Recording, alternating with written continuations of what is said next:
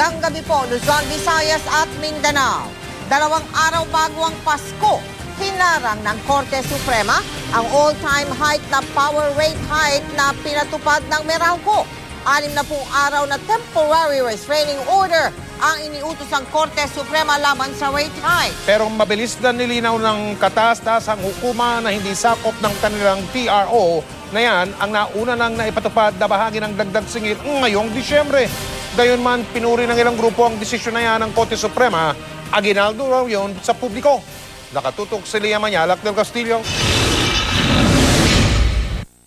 Magandang balita bago ang Christmas break. Pansamantalang pinatigil ng Korte Suprema sa Meralco ang dagdag na singil nito sa mga consumer nila na nagkakahalaga ng 4 pesos and 15 centavos.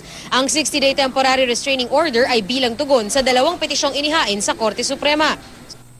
Now therefore, effective immediately and for a period of 60 days, Respondent Energy Regulatory Commission, its agents, representatives, or persons acting in its place and stead are hereby enjoined from implementing its December 9, 2013 order and acting further on the letter request of Meralco, the end. Respondent Meralco, its agents, representatives, or persons acting in its place and stead are hereby enjoined from increasing the rates it charges to its customers. Matatanda ang 3 tranche sana sisingilin ng Meralco ang dagdag na presyo ng kuryente. Ang unang bugsong 2 pesos and 41 centavos per kilowatt hour na dagdag singil na idagdag na sa December billing ng Meralco. Sa Pebrero naman dapat ang pangalawang dagdag singil na 1 peso and 21 centavos kada kilowatt hour.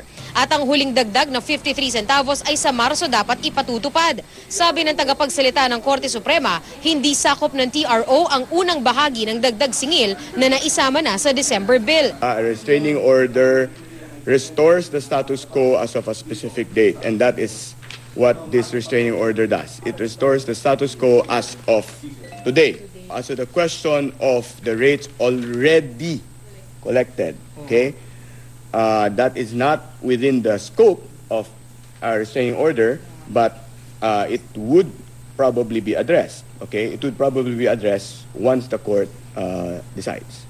Ang dagdag sa singil sa kuryente ay bunsod daw ng mahal na kuryenteng nabili mula sa Wholesale Electricity Spot Market o WESM dahil sa nakatakdang maintenance ng Malampaya gas field ng ilang araw. December 9 ang aprubahan ng ERC ang petisyon ng dagdag singil ng Meralco na inihain ito noong December 4.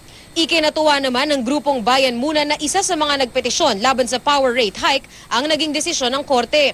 Sa isang pahayag, sinabi ni Bayan Muna Representative Nery Colmenares na magandang pamasko ito ng Supreme Court sa publiko. Tingin naman ng DOJ, hindi makakaapekto sa ginagawa nilang investigasyon ang pagpapalabas ng SC ng TRO. Sa January 21 ang oral arguments ng Korte Suprema tungkol dito. Lia Manyalak del Castillo, nakatutok, 24 oras.